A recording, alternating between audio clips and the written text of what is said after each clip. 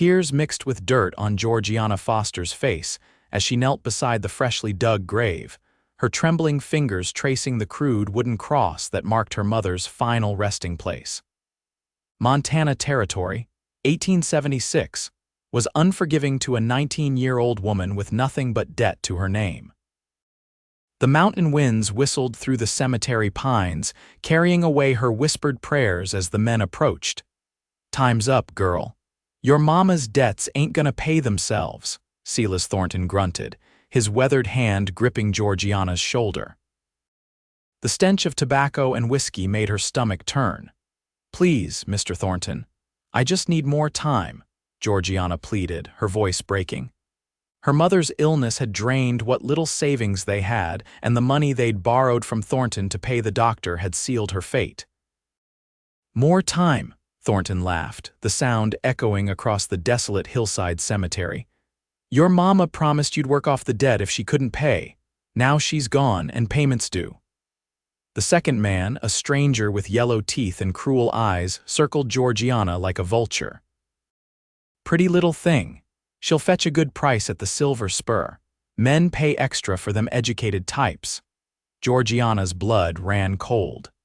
The Silver Spur was a saloon in the mining town of Bitter Creek, notorious for its girls who danced and provided other services to lonely miners. Her mother had protected her from such a fate, insisting she attend the missionary school to learn reading and numbers. "No," she tried to rise, but Thornton's grip tightened. "You ain't got no say in this, girl. Your mama signed the papers." He nodded to the stranger. "She's yours now, Wilkes." $50 settles the debt. Coins changed hands over her mother's grave, the transaction as cold and heartless as the Montana winter. Georgiana felt something inside her shatter as she watched the money that represented her freedom, her dignity, her future, disappear into Thornton's greedy pocket. "Get up," Wilkes ordered. "We're riding to Bitter Creek tonight." As Georgiana was hauled to her feet, her eyes blurred with tears, the sound of approaching hoofbeats barely registered.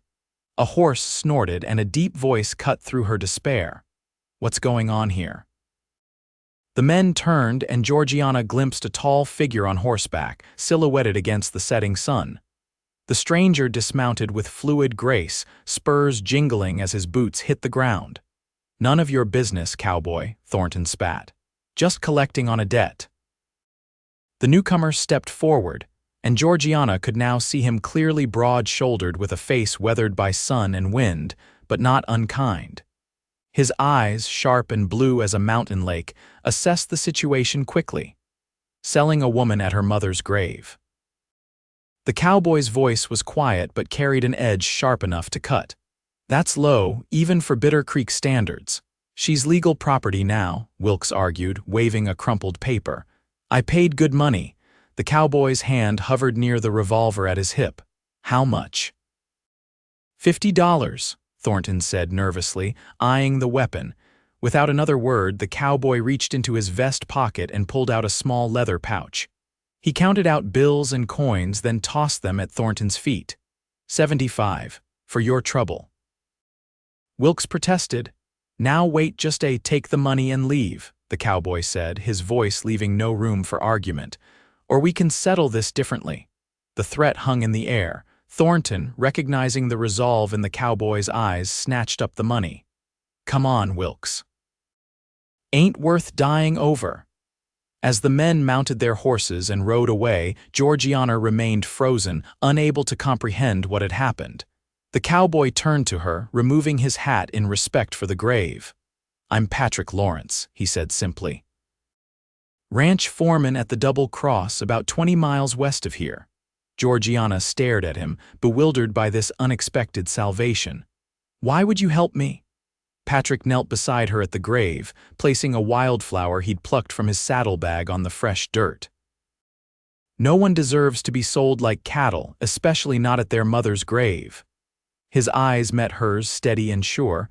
"You'll have new soil to rest in now, better soil, honest soil." I don't understand," Georgiana stammered. "My ranch needs a schoolteacher," Patrick explained. "The owner's children and some of the neighboring ranchers' young ones need learning. I was in town arranging for supplies when I heard about your mother's passing." He paused. "I knew her, some years back. She was kind to me when others weren't." Georgiana wiped her tears with the back of her hand. "I have nowhere to go." "You do now," Patrick said, offering his hand to help her up. "If you want it." Looking at her mother's grave one last time, Georgiana whispered a quiet goodbye, then she took Patrick's hand and allowed him to help her onto his horse. As they rode away from the cemetery, the first stars appearing in the twilight sky, Georgiana felt a strange mixture of grief and hope. She had lost everything, yet somehow, against all odds, she had been given a chance at a new beginning. The Double Cross Ranch sprawled across the valley floor like a kingdom unto itself. The main house perched on a gentle rise, overlooking pastures dotted with cattle. After a day's journey, during which Patrick had been respectfully silent except to point out landmarks or ask if she needed to rest, they arrived as the afternoon sun cast long shadows across the land. "It's beautiful," Georgiana murmured, taking in the vastness of it all. "It's home," Patrick replied simply, a note of pride in his voice. They were greeted by a flurry of activity ranch hands calling out greetings to Patrick, dogs barking excitedly, and finally, a stout woman with gray-streaked hair hurrying from the main house. "Patrick Lawrence."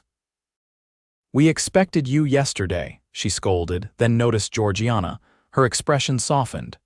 "And who might this be, Mrs. Abernathy? This is Miss Georgiana Foster," Patrick introduced. "She'll be taking the teaching position." Mrs. Abernathy's eyebrows shot up, but she recovered quickly. "Well then, welcome to the Double Cross, Miss Foster. I'm the housekeeper here. Come along, you must be exhausted." Georgiana was shown to a small but clean room in the main house. The bed, covered with a handmade quilt, looked more inviting than anything she'd seen in months of caring for her ailing mother. After a hot bath and a hearty meal, she found herself sitting on the porch with Mrs. Abernathy, who explained the situation. "Mr. Hollister, the ranch owner, is away on business in Denver. His children, Thomas and Emma, are 10 and 8, smart as whips but wild as mustangs. The previous teacher left after Thomas put a snake in her desk drawer." Mrs. Abernathy chuckled. "They need a firm hand. When will I meet them?" Georgiana asked. "Tomorrow. They're staying with their aunt in town until we had a teacher secured." Mrs. Abernathy paused. "Patrick went to considerable trouble to find someone suitable. Seems he found you instead." Georgiana flushed. "It wasn't planned. He helped me when I was in a difficult situation." Mrs. Abernathy nodded knowingly. "That's Patrick for you. Always been one to stand up for those who need it." She patted Georgiana's hand. "Get some rest, dear. Tomorrow will be busy enough."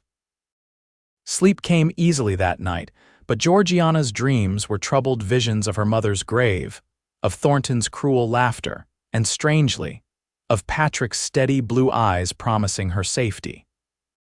The schoolroom was a converted bunkhouse near the main house, outfitted with desks, a blackboard, and bookshelves sparsely populated with worn readers and arithmetic texts. Georgiana spent the morning preparing lessons and familiarizing herself with the space, grateful for the distraction from her grief. Shortly after midday, she heard the sound of horses and children's voices. Through the window, she watched as Patrick arrived with 2 children and a woman who must be their aunt. The children dismounted with the boundless energy of youth, while Patrick helped the lady down with practiced courtesy, smoothing her dress, one of her mother's, hastily altered by Mrs. Abernathy. Georgiana went to meet them. "Miss Foster," Patrick greeted her formally, though his eyes held a warmth that made her heart skip. "May I present Thomas and Emma Hollister and their aunt, Mrs. Catherine Hollister." Thomas was a sturdy boy with suspicious eyes and a defiant set to his jaw. Emma, smaller and fair-haired, regarded Georgiana with naked curiosity. Mrs. Hollister, a handsome woman in her 30s, extended a gloved hand. "So you're the savior Patrick has found for these little heathens. I wish you luck, Miss Foster." "Thank you, Mrs. Hollister," Georgiana replied. "I'm looking forward to teaching them." "Are you really going to live here?" Emma asked, her voice high and clear. Forever and ever, Georgiana smiled gently, for as long as I'm needed to teach you. The last teacher only stayed 2 weeks, Thomas announced proudly. Thomas, Patrick warned, his tone making the boy duck his head. Well, I shall leave you to get acquainted, Mrs. Hollister declared. Patrick, would you escort me back to town? I have calls to make before the afternoon is gone. As they departed, Georgiana was left alone with the children. Thomas wasted no time in testing her. Pa says teachers are just folks who can't do real work, he said, kicking at the dirt. Is that so? Georgiana responded calmly. And yet your father hired me to teach you. Why do you think that is? Thomas shrugged, but Emma piped up, because Pa says we need to learn things so we don't grow up ignorant. Your father is right, Georgiana said. Knowledge is power. It lets you choose your own path. Like what? Thomas challenged. Like understanding contracts so men like Silas Thornton can't cheat you, Georgiana said before she could stop herself. Something in her tone caught the children's attention. Who's Silas Thornton? Emma asked. Georgiana took a deep breath. Someone who tried to take advantage of my mother and me. She changed the subject quickly. Now, shall we see what books you've been reading? The afternoon passed in assessment of the children's abilities. Thomas, for all his bluster, showed a sharp mind for figures, while Emma read with a fluency that surprised Georgiana. By the time Patrick returned, she had developed a plan for their education and had even coaxed genuine smiles from both children. They seem to like you, Patrick observed as they walked toward the main house for dinner, the children running ahead. They're good children, Georgiana said. Just need someone to challenge them properly. Patrick nodded. Their mother died when Emma was born. Mr. Hollister's done his best, but children need guidance, Georgiana finished, and stability. They walked in companionable silence for a moment before Patrick spoke again. How are you settling in? Better than I expected, Georgiana admitted. Though I still can't quite believe how my circumstances have changed in just 2 days. Patrick's gaze was steady. Life can change in an instant out here, sometimes for the worse, sometimes for the better. I'm in your debt, Georgiana said softly. No, Patrick's response was firm. You don't owe me anything. That's the point. You're free here, Miss Foster, free to teach, to build a life, to leave if you choose. The thought of leaving hadn't even occurred to her, and Georgiana was surprised to find she had no desire to go elsewhere. Something about this place, these people, perhaps even this quiet, honorable man beside her, felt right in a way nothing had since before her mother's illness. I think I'll stay, she said simply. At least for now. The smile that transformed Patrick's weather-worn face made her breath catch. Good, he said. That's good. The weeks that followed fell into a pleasant rhythm. Mornings were devoted to lessons, afternoons to the children's chores and Georgiana's preparation for the next day's teaching. Other children from neighboring ranches joined the class 3 from the Sanchez family who owned the adjacent property, 2 from the foreman of the Flying W, and 1 from the blacksmith in town. Georgiana found purpose in her teaching, pride in the children's progress, and gradually the raw edges of her grief began to soften. She still missed her mother desperately, but the constant pain had transformed into something she could carry without breaking. Patrick remained a steady presence in her life, respectful, kind, but with a careful distance that Georgiana both appreciated and, increasingly, found frustrating. Their conversations over dinner or during chance meetings around the ranch revealed a man of intelligence and principle. He spoke of books he'd read, places he'd seen, his dreams for someday owning his own small ranch. But whenever the conversation turned personal, he withdrew. It was Emma who finally shed light on Patrick's reserve, cornering Georgiana after class one day in late October. Mr. Patrick likes you, the girl announced with the directness of childhood. Georgiana felt heat rise in her cheeks. Mr. Lawrence is kind to everyone, Emma. Emma shook her head vigorously. Not like that, he looks at you special. Like Pa used to look at Mama in the picture he keeps. Emma, that's not. But he won't court you proper because of Mr. Hollister, Emma continued, ignoring Georgiana's attempt to interrupt. What do you mean? Georgiana asked, curiosity overcoming propriety. Pa fired the last teacher because Mr. Patrick was sweet on her, Emma explained matter-of-factly. Said he couldn't have his foreman distracted by some schoolmarm. The revelation stung more than Georgiana expected. I see. But it's different with you, Emma insisted. Pa likes you. He told Aunt Catherine you've done wonders with us. Georgiana smiled despite her confusion. I'm glad to hear that. That evening, she found herself walking alone to the small hill behind the ranch house. The sunset painted the sky in brilliant oranges and pinks, and the first cool breath of approaching winter filled her lungs. She thought of her mother, of the life they'd planned together, of all that had changed. Miss Foster. Patrick's voice startled her from her reverie. He stood a few paces away, hat in hand, looking uncertain whether to approach or retreat. Mr. Lawrence, she acknowledged. Please join me. He came to stand beside her, both of them facing the spectacular horizon. Everything all right? Mrs. Abernathy said you seemed upset at dinner. Georgiana considered deflecting but decided on honesty instead. Emma shared some interesting information with me today. Patrick tensed. Did she now? About the previous teacher. Georgiana turned to face him, and why Mr. Hollister dismissed her. Patrick's jaw tightened. Emma shouldn't gossip. Is it true? Georgiana pressed. A long silence stretched between them before Patrick sighed. Partially. Mary Miss Williams she was. We were friendly, nothing improper, he hastened to add. But Mr. Hollister thought I was neglecting my duties. He looked away. He wasn't entirely wrong. And now, Georgiana asked softly, are you neglecting your duties now, Mr. Lawrence? His eyes met hers, and the intensity she saw there made her breath catch.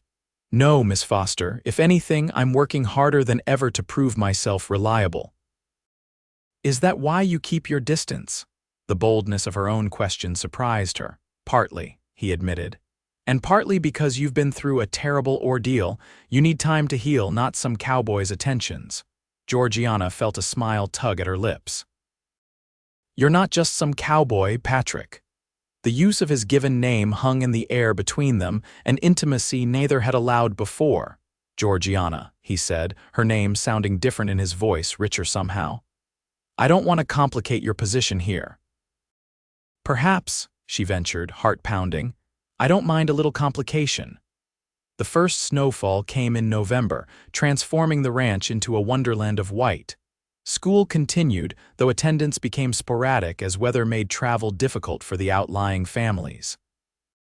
Georgiana used the extra time to plan a Christmas pageant, enlisting Mrs. Abernathy's help with costumes and Patrick's assistance in building a simple stage in the ranch's great room. Their collaboration brought them together daily, and Georgiana found herself looking forward to these moments more than anything else.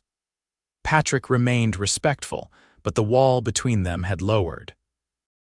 He smiled more easily in her presence, sometimes letting his hand linger when passing her a hammer or measuring stick. 2 weeks before Christmas, Mr. Hollister returned from his extended business trip to Denver. Georgiana had been nervous about meeting her employer, but found him to be a fair-minded man in his 40s with a genuine love for his children. You've done wonders with them, Miss Foster, he told her after observing a morning's lessons. Thomas is actually asking for books, and Emma's arithmetic has improved tremendously. They're bright children, sir, Georgiana replied. It's a joy to teach them. And this Christmas pageant they keep chattering about, he inquired. Just a small performance, she explained. Bible readings, carols, a simple nativity scene. I thought it might bring some cheer, especially for the ranch hands who can't travel home for the holidays. Hollister nodded approvingly. A fine idea, good for morale, he paused. Patrick speaks highly of you as well. Georgiana felt herself flush. Mr. Lawrence has been very kind. Kind, yes, Hollister mused, studying her reaction. Patrick's one of the best men I know, Miss Foster, loyal to a fault, been with me since he was hardly more than a boy. He seems very dedicated to the ranch, Georgiana agreed cautiously. To a fault sometimes, Hollister continued. Man his age should have his own place, a family. He fixed Georgiana with a penetrating look. Don't you agree? Before she could formulate a response that wouldn't reveal too much, they were interrupted by Thomas bursting in with news of a new calf born in the barn. The conversation lingered in Georgiana's mind, however. Was Mr. Hollister warning her away from Patrick or giving his blessing? She couldn't be sure, and Patrick himself seemed more reserved since the ranch owner's return. The Christmas pageant preparations continued nonetheless. On the evening of the performance, the ranch's great room was transformed. Evergreen boughs adorned the walls, candles glowed in every window, and the assembled ranch community, dressed in their Sunday best, created an atmosphere of anticipation and good cheer. The children performed admirably. Thomas, cast as Joseph, managed his lines with unexpected dignity. Emma made a solemn Mary, cradling the doll that represented the Christ child with tender care. The Sanchez children sang Silent Night in Spanish, their clear voices bringing tears to more than one weather-beaten cowboy's eyes. After the final carol, as families mingled and enjoyed Mrs. Abernathy's Christmas punch, Georgiana found herself momentarily alone on the porch, catching her breath in the crisp night air. The stars seemed impossibly bright, scattered across the velvet sky like diamond dust. "You've given them quite a gift," Patrick's voice came from the shadows. He stepped forward and Georgiana saw he held a small package wrapped in brown paper and tied with string. "They did all the work," she demurred. "Not just the children," he clarified. "Everyone here." "It's been years since this ranch felt like Christmas," Georgiana smiled. "I needed it too. Last year at this time, Mother was already ill. We tried to celebrate, but—" She trailed off, the memory bittersweet. "She would be proud of you," Patrick said gently. "I hope so." Georgiana looked up at the stars. "Sometimes I think she guided you to that cemetery that day." Patrick was silent for a long moment. "Maybe she did," he finally said. Then, abruptly changing the subject, he held out the package. "Merry Christmas, Georgiana." Surprised, she accepted it. "But I don't have anything for you. You've given enough," he assured her. Carefully unwrapping the package, Georgiana gasped. Inside was a hand-carved wooden box with intricate floral designs. Opening it, she discovered it was a writing desk, miniature drawers for paper, compartments for ink and pens, all folded ingeniously into a portable case. "Patrick, it's beautiful," she breathed. "Did you make this?" He nodded, suddenly seeming embarrassed. "Started it when you first came. Figured a teacher should have proper writing tools." "I'll treasure it," Georgiana said sincerely, running her fingers over the smooth wood. Something in her touch or her voice must have affected him, because when she looked up, Patrick's expression had changed. The careful restraint he usually maintained had slipped, revealing a yearning that mirrored her own. "Georgiana," he began, then stopped as the door opened behind them. "Ah, there you are," Mr. Hollister exclaimed. "Miss Foster, the children want to present you with something." The moment broken, they returned inside. But later that night, alone in her room, Georgiana opened the writing desk again and discovered a folded note tucked into one of the small drawers. "Meet me at the hill tomorrow at sunset." It read simply, unsigned but unmistakably in Patrick's strong hand. The next day passed in a blur of Christmas festivities. Georgiana found it difficult to concentrate on anything but the approaching sunset and what Patrick might want to say to her. By the time she could reasonably excuse herself, her nerves were stretched taut with anticipation.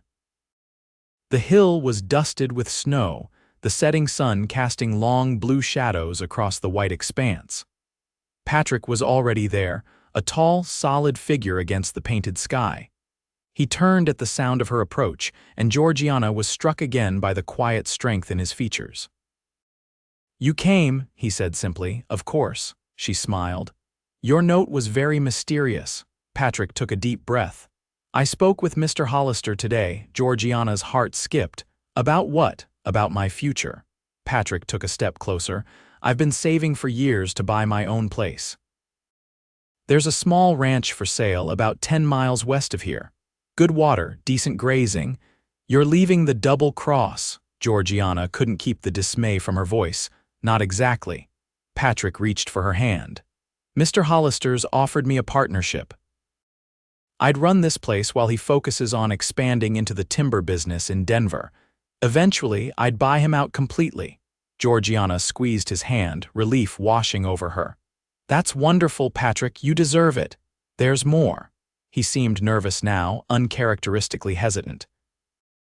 I told him I wouldn't accept unless I could court you properly. The world seemed to still around them as Georgiana absorbed his words. And what did he say? Patrick's smile was sudden and brilliant. He said it was about time I showed some sense, and that if I let a woman like you slip away, I didn't deserve to run a ranch after all. Georgiana laughed, joy bubbling up inside her. Quite an endorsement, Georgiana. Patrick's voice grew serious as he took both her hands in his. I know it hasn't been long since we met, and maybe this is too soon after all you've been through, but I've never been more certain of anything in my life. What are you certain of, Patrick? She asked softly, though her heart already knew the answer. That I love you, he said simply. That I want to build a life with you if you'll have me. Tears pricked Georgiana's eyes, but they were tears of happiness, not grief. I never expected to find a home here or a future. She looked up at him, seeing all her hopes reflected in his eyes. Or love. Is that a yes? Patrick asked, a hint of vulnerability in his voice. In answer, Georgiana reached up and touched his cheek. Yes, Patrick Lawrence, it's a yes. He drew her close then, his kiss gentle but filled with promise. As they stood together on the hill, the first stars of evening appearing overhead, Georgiana thought of her mother's grave and the despair she'd felt there. How strange that her darkest moment had led her to this light, this love, this chance at happiness. Patrick seemed to read her thoughts. Your mother would be happy for you, he murmured against her hair. For us, Georgiana corrected, nestling closer in his embrace. She always wanted me to find good soil to put down roots. They were married in the spring, when wildflowers carpeted the hills and new life stirred everywhere on the ranch. The ceremony was held outdoors, with the children scattering flower petals and Mrs. Abernathy weeping happily into her handkerchief. Mr. Hollister gave the bride away, a role he accepted with surprising sentimentality. Their first years together brought challenges: drought seasons, cattle thieves, the difficulties of balancing Patrick's increasing responsibilities with Georgiana's continued teaching. But they faced each obstacle together, their bond strengthening through shared struggle and joy. When their first child was born a year after their wedding, a daughter they named Elizabeth, after Georgiana's mother Patrick built a small white fence around a garden plot behind their new home. What's this for?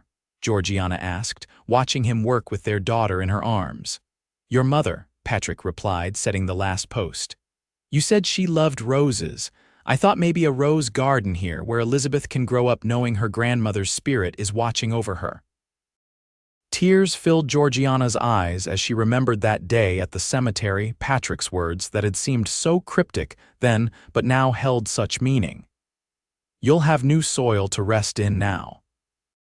He had given her exactly that, not just soil for her mother's memory, but ground to build upon, land to love, a place to belong.